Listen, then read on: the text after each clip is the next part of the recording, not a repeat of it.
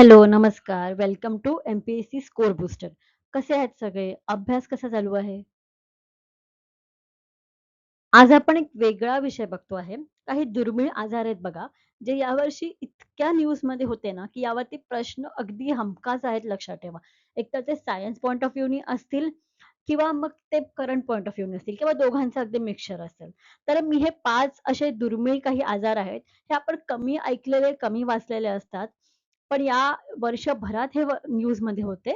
So आपण हे डिटेलमध्ये बघतोय. तर व्हिडिओला सुरू करूया. आता बघा, तुम्ही जेव्हाही कुठल्या रोगाचा अभ्यास करत असाल ना, तर या गोष्टी लक्षात ठेवा. एक तर त्या रोगाचं नाव, कारण ना हे नाव बघा कधीही आपल्याशी म्हणजे आपलं भारतीय नाव नसतं. ते जरा थोडंसं फॉरेन ॲक्सेंट वाले नाव असतात. त्याचं नाव लक्षात ठेवा. त्याचा उगम म्हणजे कुठल्या देशातला उगम आहे त्यातला हे लक्षात ठेवा. रोगाचे प्रकार जीवाणू आहे, विषाणूजन्य आहे, बुरशीजन्य आहे किंवा इतर. रोगाचे संक्रमण लक्षात ठेवा, की तो संसर्गजन्य आहे की नाही. त्याच्यावरती लस आहे, उपचार आहे, झुनॉटिक आहे म्हणजे प्राण्यांपासून माणसाला होणारा आहे आणि आत्ता सध्या तो करंटमध्ये का होता? हं. इतके मुद्दे नेहमी लक्षात ठेवा जेव्हा तुम्ही कुठलाही आजाराचा अभ्यास करत असाल. आपला पहिला आजार आहे हॅन्टा व्हायरस. अ, आता बघा काही मेन मुद्दे मी इथे थोडंसं हे कलरफुल केलंय. कारण हे आजारवाले टॉपिक असे थोडे बोरिंग वाटतात अभ्यासाला. तर हे थोडंसं कलरफुल केलंय. तुम्हाला मेन काय मुद्दे लक्षात ठेवायचे आहेत हे लक्षात ठेवा. स्क्रीनशॉट तुम्हाला घेता येत नसेल ह्याचा, तर मला कमेंट करा. मी Telegramला हे पोस्टर्स शेअर करेन. हॅन्टा व्हायरस. आता न्यूजमध्ये काय होतं बघा. तर ह्याचं ना एक डच शिप होती आहे म्हणजे ती ना एका आयलँडवरती एक केप व्हेर्डे म्हणून एक आयलँड आहे कुठे वेस्ट आफ्रिका. तिथे ही शिप बरेच वेळ थांबवून ठेवलेली कारण तिथे हॅन्टा व्हायरस हा पसरलेला त्या शिपमध्ये. तर पहिला मुद्दा करंट अफेअर्स पॉइंट ऑफ व्ह्यूनी हॅन्टा व्हायरसचा कुठे आउटब्रेक झाला आहे तर केप व्हेर्डे हा आयलँड आहे कुठे वेस्ट आफ्रिका. तिथे ही डच शिप होती जी या व्हायरसच्या आउटब्रेकमध्ये ते थांबवण्यात आली होती. तिथली बरीच लोकं इथे इन्फेक्ट झाली होती. पहिला मुद्दा कळला का न्यूजमध्ये होतं. दुसरा मुद्दा ह्याचा पसार कसा होतो. हा झुनॉटिक डिसीज आहे.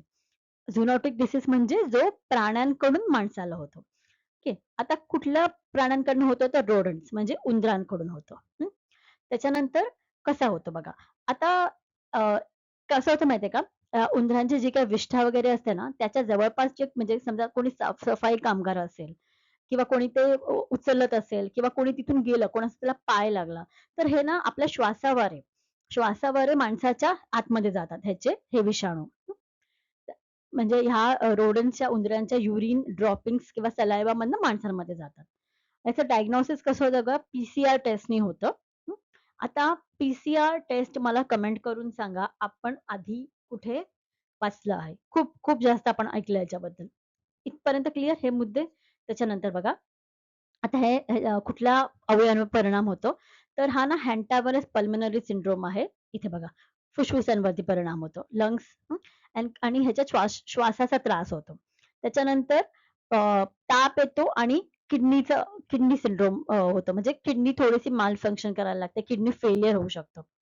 सिम्प्टम्स बघा, पहिले थोडे सर्दी तापासारखे सिम्प्टम्स असतात. मग मसल दुखायला लागतात आणि नंतर हे हळू असं एकदम घातक होत जातं. ट्रीटमेंट म्हणाल तर अशी काही स्पेसिफिक ट्रीटमेंट नाही आहे. थोडं सपोर्टिव्ह केअर जे काही आपली अवेलेबल औषधं आहेत, त्यातनं थोडंसं ट्रायल एंड एरर करून हा ठीक केला जातो. ठीक आहे. एकदा हा व्यवस्थित स्क्रीनशॉट घ्याल. स्क्रीनशॉट नसेल करता येत व्यवस्थित तर मला कमेंट करा. मी Telegramला हे पोस्टर शेअर करते. यानंतर दुसरा आपला आजार आहे शिगोलोसिस. आता बघा, आपण बघितलेला हॅन्टा व्हायरस काय आहे? विषाणू आहे. आता कंपेअर करा. शिगोलोसिस काय आहे? जीवाणू आहे, बॅक्टेरियल आहे. सो हा कुठला आजार आहे? बॅक्टेरियल आहे. हां, बॅक्टेरियाचं नाव आहे शिगेला म्हणून या आजाराचं नाव आहे शिगेलोसिस. ओके. आता बघा ह्यानी इतका मेजर डायरिया होतो, म्हणजे एक सर्वात जास्त डायरियाचा आहे रोटा व्हायरस. रोटा व्हायरस नंतर दुसऱ्या क्रमांकावर आहे शिगेलोसिस. सिव्हिअर डायरिया होतो आणि अशक्तपणा येतो. त्याच्यामागे ट्रान्समिशन कसं होतं, तर हा कसा पसरतो तर खाण्यातनं आणि जे इन्फेक्टेड पाणी किंवा जे असं खाणं असतं शिळं किंवा ज्याच्यावरती हे जीवाणू आलेले असतात, ते जर माणसाने खाल्लं तर ह्याचा प्रसार होतो. फिकल ओरल रूट बोलतात ह्याला. ह्याने काय होतं, सिव्हिअर डिसेंट्री आणि डायरिया 2 लक्षात ठेवा. Dysentery, diarrhoea. ह्याची पण काहीच व्हॅक्सिन अवेलेबल नाही आहे. ट्रीटमेंट अशी स्पेसिफिक कुठली ट्रीटमेंट नाही आहे. जे काही अँटिबायोटिक्स आणि बाकीची औषधं अवेलेबल आहेत, इलेक्ट्रोलाइट्स दिले जातात, फ्लुइड्स दिले जातात. जसं डायरियामध्ये आपण करतो तसंच. सिम्प्टम्स आपण बघितले, सिव्हिअर डायरिया होतो, डिसेंट्री होते. डिसेंट्रीमध्ये कधी-कधी ब्लड जातं आणि खूप जास्त पोट दुखतं. आता इथे एक पॉइंट लक्षात ठेवा. शिगेलोसिसचा आउटब्रेक आता सध्या कुठे झालेला? केरलामध्ये झालेला. लक्षात ठेवा, हे लिहून घ्या. बस हे आपल्याला मुद्दे लक्षात ठेवायचे आहेत. आपला तिसरा रोग आहे BV4, पॅरेट बॉर्नावायरस 4.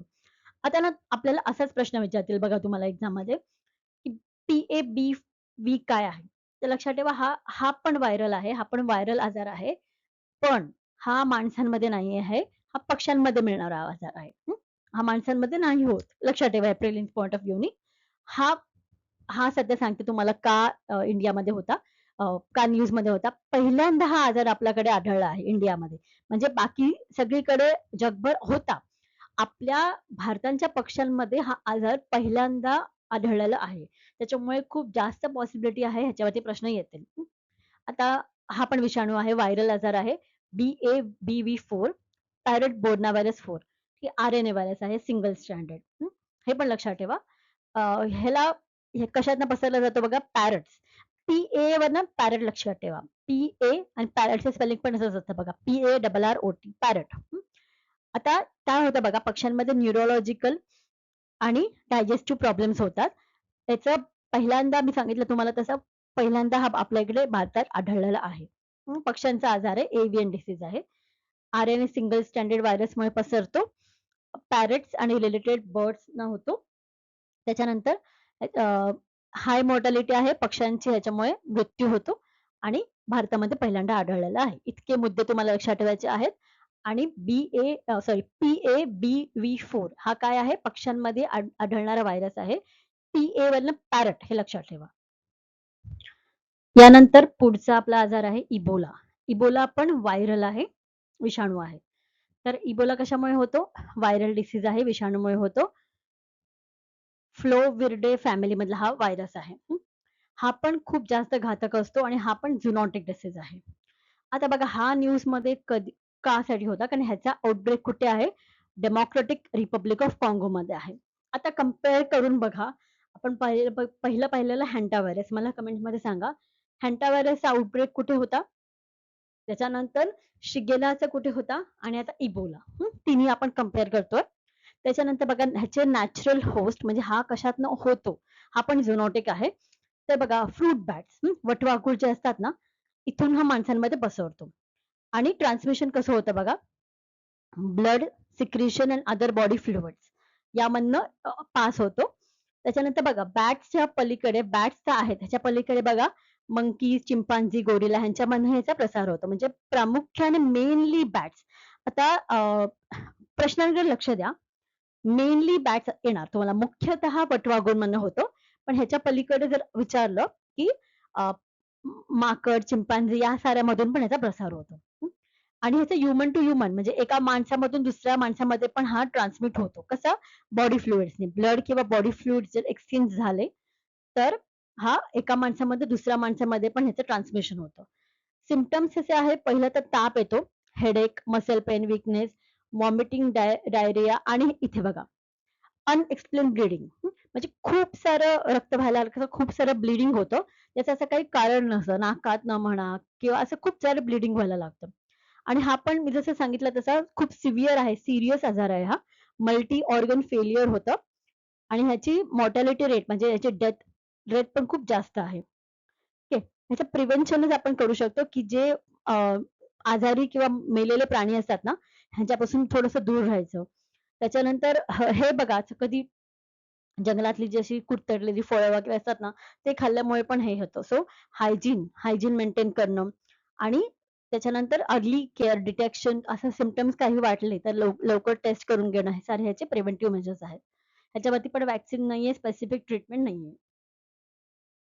आपला आजचा शेवटचा रोग आहे निपा व्हायरस. निपा व्हायरसचा पण आउटब्रेक केरलामध्ये झाला आहे, लक्षात ठेवा. 2 आपण केरलामध्ये बघितले आहेत सध्या, निपा आणि शिगेला. ठीक आहे. आता बघा निपा व्हायरस हा पण नावावरून कळतंय व्हायरल आहे, विषाणू आहे. आता बघा हा आजारचा ओरिजिन कुठे आहे? याचा उगम कुठे झाला? कॅम्पुंग सुंगाय निपाह ही निपाह म्हणून जागा आहे. कुठे माहिती आहे? मलेशियामध्ये. तर आपल्याला परीक्षामध्ये आलं, की ह्याचा उगम कुठून आहे? तर निपाहमधून आहे.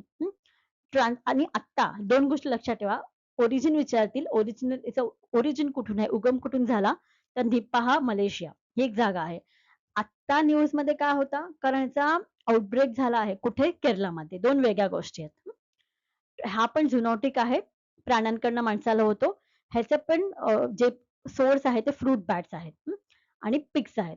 पिग्स पिग्स मधले असतात म्हणजे बघा सोर्स त्याच्यानंतर मे बी पिग्सकडे येतो आणि नंतर आपल्याकडे असं. पण डायरेक्ट वटवाघूळ करून आपल्याकडे पण येऊ शकतो हा. हा पण एका माणसाकडून दुसऱ्या माणसाकडे ट्रान्समिट होतो, पसरला जातो. ह्याचा पण सेम बॉडी फ्लुइड्स मधनं. हं. आता ह्याचं हे थोडंसं डिटेलमध्ये क्लासिफिकेशन दिलंय. जीनस हेनिपाव्हायरस थोडं लक्षात ठेवा कारण आयो पण डिटेलमध्ये जाते. या 2 गोष्टी लक्षात ठेवा. Classified age BSL-4 pathogen. Biosafety एक विषाणू आहेत ना, ह्याचे कॅटेगरी असतात. 1, 2, 3, 4. हे जसं की आपण IUCNचे कॅटेगरी करतो बघा, एंडेंजर्ड, क्रिटिकली एंडेंजर्ड तसेच. तर त्या कॅटेगरीमध्ये ना, हा जो आहे निपाह व्हायरस ह्याला BSL-4 म्हणजे ह्याला हाय लेव्हलमध्ये ठेवलं आहे. Bio safety level 4.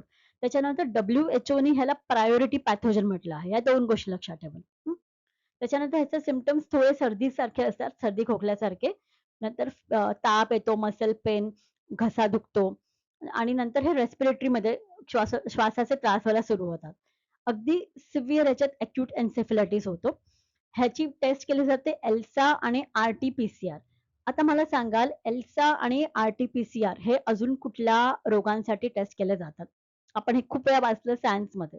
ह्याची पण कुठलीही व्हॅक्सीन नाही आहे आणि एक स्पेसिफिक ट्रीटमेंट अशी काही नाही आहे. रेस्ट आणि जे काही बेसिक मेडिसिन्स आहेत यावरच त्याची ट्रीटमेंट केली जाते. Thank you so much. अभ्यास करत राहा, रिव्हिजन करत राहा. ते जास्त महत्त्वाचं आहे. ह्याचे तुम्हाला स्क्रीनशॉट नाही घेता आले मला मेसेज कराल आणि याच टॉपिक्सवरचे थोडे एडवान्स आर्टिकल्स द हिंदूमधले मी स्कॅन करून टाकते आहे Telegramवरती. Telegramची लिंक पण मी त्या खाली शेअर करते आहे. ह्याचं रिझन बघा आता काय आहे, तर आयोग खूप एडवान्स लेव्हलला जात आहे. त्याच्यामुळे ना आता थोडंसं आपल्यालाही डिटेलमध्ये जाणं गरजेचं आहे. मी तुम्हाला बेसिक सगळी माहिती दिली आहे. पण आता मी जे आर्टिकल्स देते आहे ना, हे तुम्ही जर वाचून व्यवस्थित घेतले, हे पण पॉइंट्स नोट डाउन केले, तर मग बस तुमचा हे आजार हा टॉपिक कंप्लीट झाला. ह्याच्या पलीकडे मग तुम्हाला कोणी काही विचारू शकत नाही. ठीक आहे, मग भेटू लवकरच. थँक